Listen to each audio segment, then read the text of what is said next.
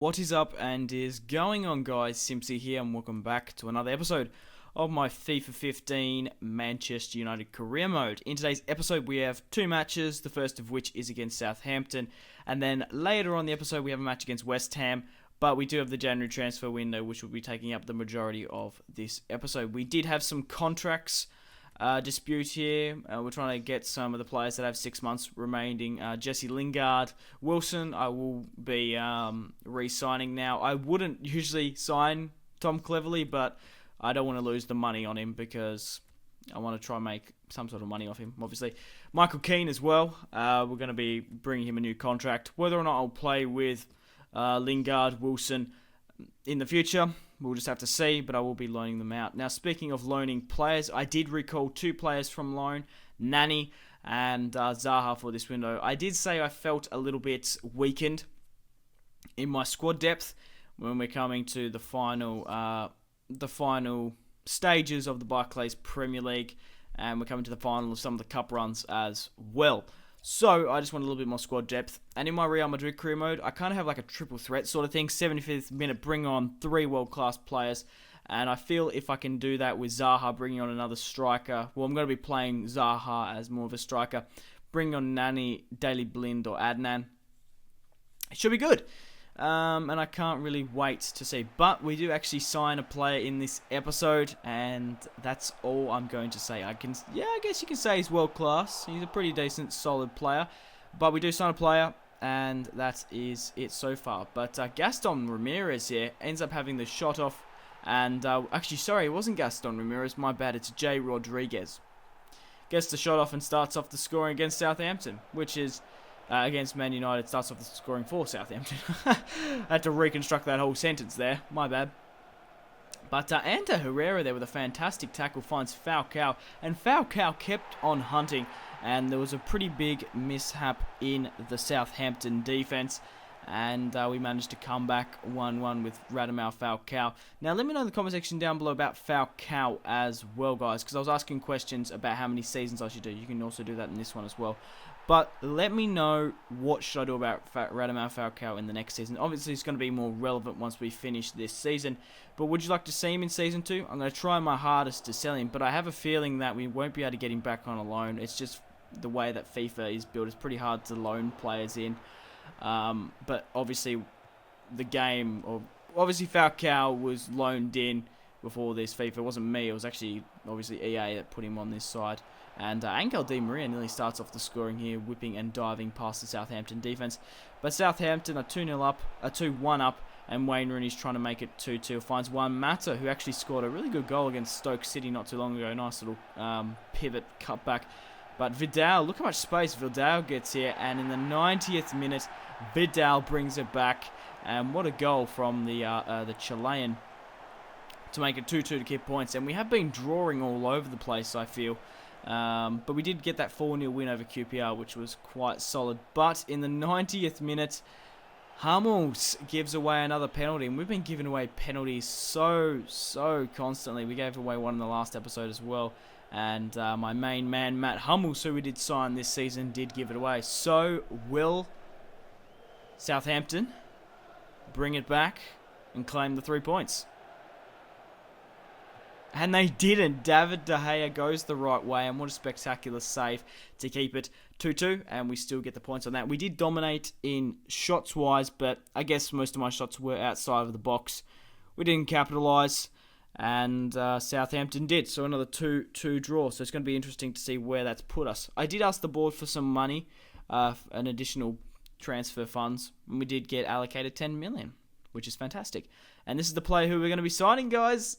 Sami Khedira, 84 overall, 27 years of age, for 230 a week. Now, whether or not I will be playing with Sami Khedira in the next season, we will have to see. But we did sign him on a pre-contract. I will be either selling him on to make a profit, or we might play with him. The second player we're going to be picking up on a pre-contract is Andre Ayew from Marseille, 78 overall, 25 years of age. He'll be a good squad rotational player. He's a solid winger and very much in the same boat as Khedira. They're not not the best players. Obviously, you could sign better players, but we can get them for the squad depth, and we're getting them for free. Like, come on, guys. We can also sell them on for a profit next season if we want to obviously get some more funds to get a world-class player. But we do have a match against Millwall here, another Simulation Cup match.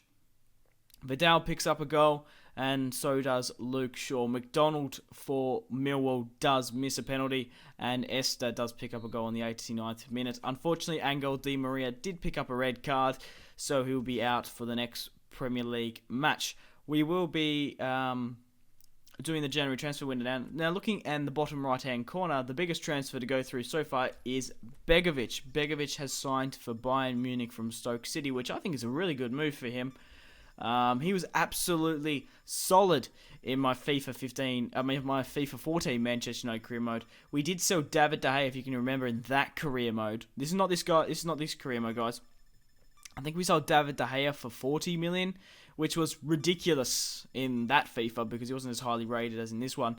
And then we ended up buying him for 4 million, I think. By the time in Season 7 I played Begovic for every single game, he ended up becoming an 87 overall and becoming the captain of Manchester United and winning, I think 7 Champions Leagues, 7 Champions Leagues and 7 titles, which is ridiculous. So I have a soft spot in my heart for Begovic, and we did try to sign him at the start of the season to bring him back. Well, technically we're not bringing him back, but to play with him in this year's FIFA. Edison Cavani actually signed for Manchester City for 55 million, which is very scary to see that sort of signing go through to a rival club. But we did get an offer here from David De Gea from Bayern Leverkusen in the dying hours, and there's just no way I probably wouldn't even accept 60 million then, because we wouldn't have a goalkeeper. Ben Amos is joining a team on a free contract, and what's his name? Scufford isn't very highly rated at the moment. Falcao is the top goal scorer with the Barclays Premier League on 13 goals, followed by Edin Dzeko from Manchester City and Robin van Persie. But we do have a match against the Hammers in London, and like I said, guys, Angel Di Maria is out for this match because of the red card he picked up in the Simulation Cup match against Millwall. So, I thought I'd bring Hayne on the reserves here, and seeing that Angel Di Maria obviously is out, I wanted to bring in Nani to play for this match. I have been playing with a little bit of Zaha. He did come on the 70th minute in the QPR match and scored, so he scored on his debut match back at Manchester United. And I will be playing with Zaha, probably more than what I've been playing with Adnan Januzaj at the moment. But Nani will be getting his first starting 11 position back at this point in time.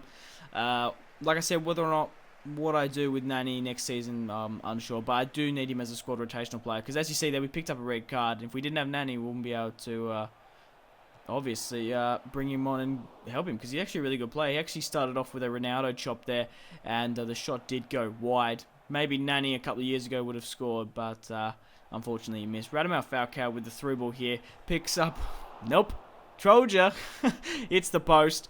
And unfortunately, the defence cleared it out quite easily. But we do give away another penalty. Yes, I've given away 3 penalties. 2 within this episode, and there was 1 in the last. So we're not really going very good with penalties, but we've saved 2 out of 2, so it's not that bad.